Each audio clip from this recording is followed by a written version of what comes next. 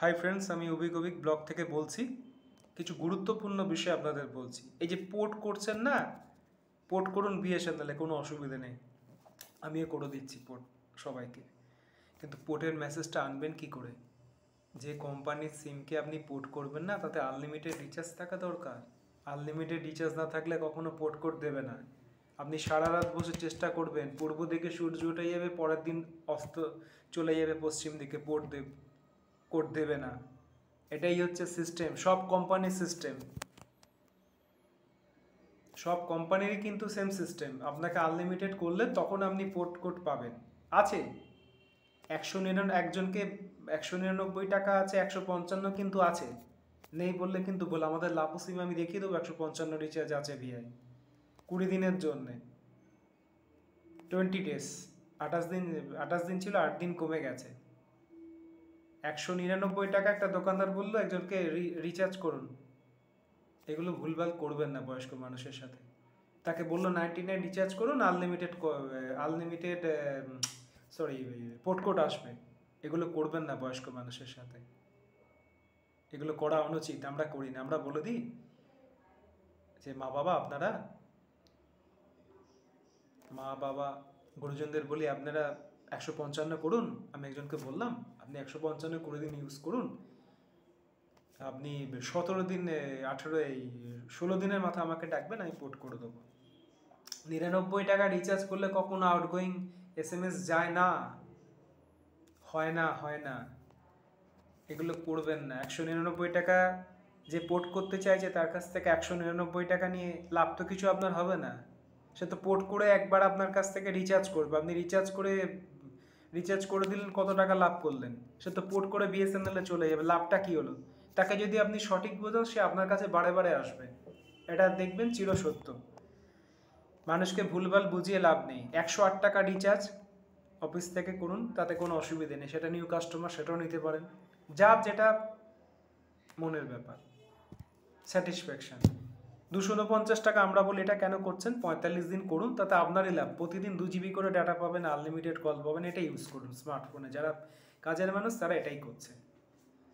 বাড়িতে যারা ছোটো ফোন ইউজ করছে 108 করতেই পারে, একই ব্যাপার, আমরাও 108 দিতে পারি ছোটো ফোনে। কিন্তু বলি যখন করছেন একবারে 108 যখন দিচ্ছেন, আর সামান্য কিছু বেশি দিয়ে এটা করে নিন, তাতে কোনো অসুবিধে নেই, আপনারই লাভ থাকবে 45 দিন। পোর্ট কোর্টে মানুষকে সাহায্য করুন পোর্ট করতে। সে যেতেই পারে কোম্পানিতে, মানুষের স্বাধীনতা আছে, মানুষের স্বাধীনতা হস্তক্ষেপ করার কারোর অধিকার নেই। আমার খুশি আজকে আমি আছি, আমি কালকে অন্য কোম্পানিতে যেতে পারি, এই হচ্ছে সিস্টেম। মানুষকে বোঝালে ভালোভাবে বোঝান। আমাকে বলছে দাদা এই দোকানে যাচ্ছি, পোর্ট কোড করে দিচ্ছে না, বলে আপনি আমার সাথে যোগাযোগ করুন। এগুলো করবেন না।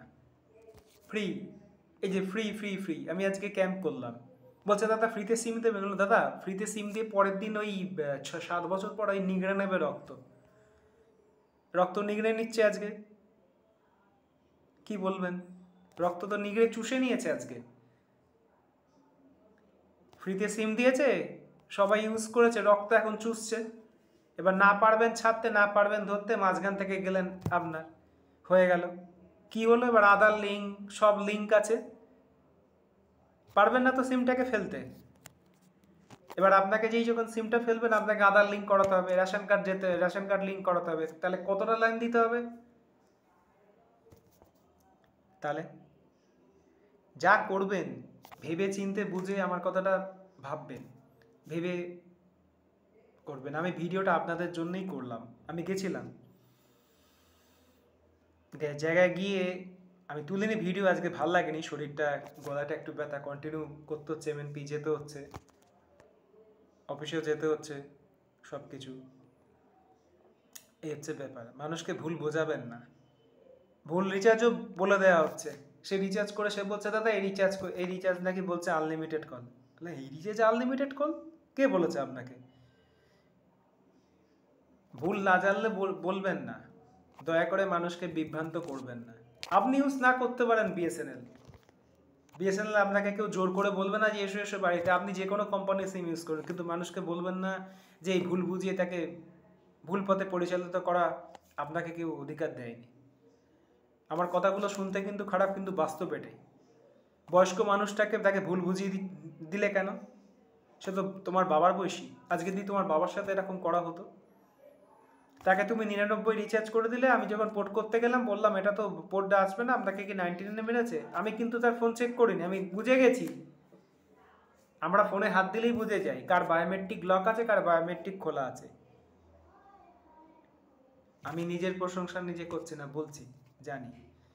ফোনটা যেই দেখলাম না হাতে নিয়ে, যখনই একটা মেসেজ গেল না, তখনই বুঝে গেলাম একে দোকানদার 99 দিয়ে দিয়েছে। বলেছে এবার আনলিমিটেড, মানে আনলিমিটেড মানে কল চার্জ হবে, কিন্তু SMS যাবে 99। কোথাও কিন্তু আউটগোয়িং SMS লেখা নেই, আমি দেখিয়ে দেবো, প্রমাণ সমেত হাতে দেখিয়ে দেবো।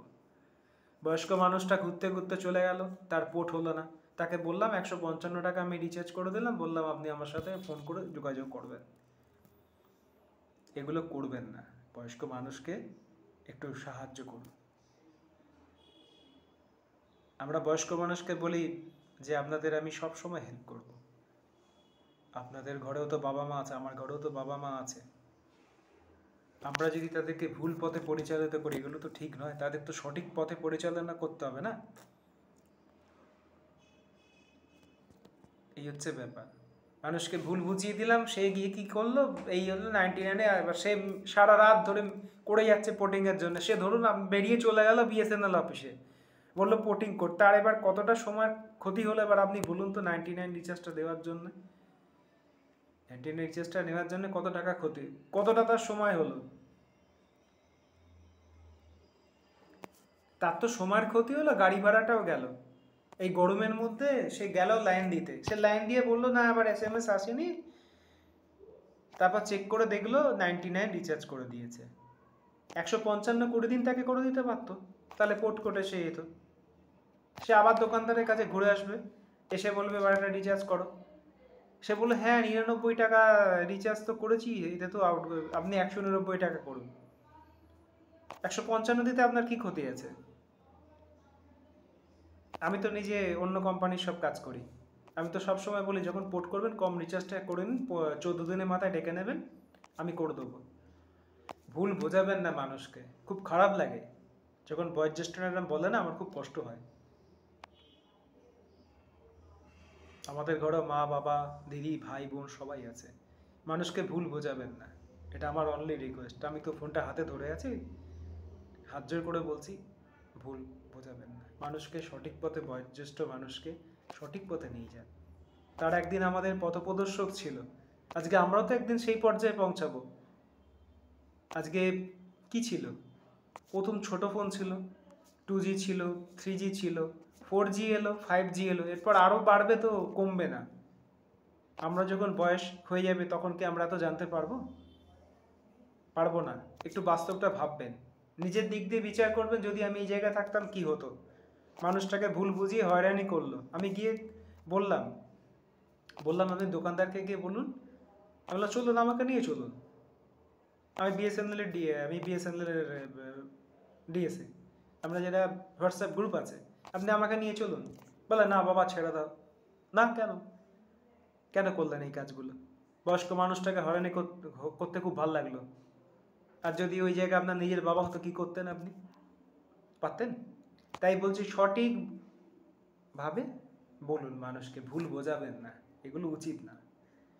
রিচার্জ নিয়ে আমি প্রচুর বলেছি। রিচার্জ যেটা হচ্ছে, যেটা হোয়াটসঅ্যাপে রিচার্জ আসে সেটাই কিন্তু হয়। আমাদের হোয়াটসঅ্যাপ গ্রুপে রিচার্জ আসে, চার্টও আছে, আমি দিয়ে দেবো চার্ট। কিন্তু উল্টো পাল্টা রিচার্জ বলে বোঝাবেন না মানুষকে। যে রিচার্জগুলো নেই সেগুলো নাকি একজন আমাকে কাস্টমার হোয়াটসঅ্যাপ করে বলছে এগুলো আছে, এগুলো তো নেই, এগুলো নেই।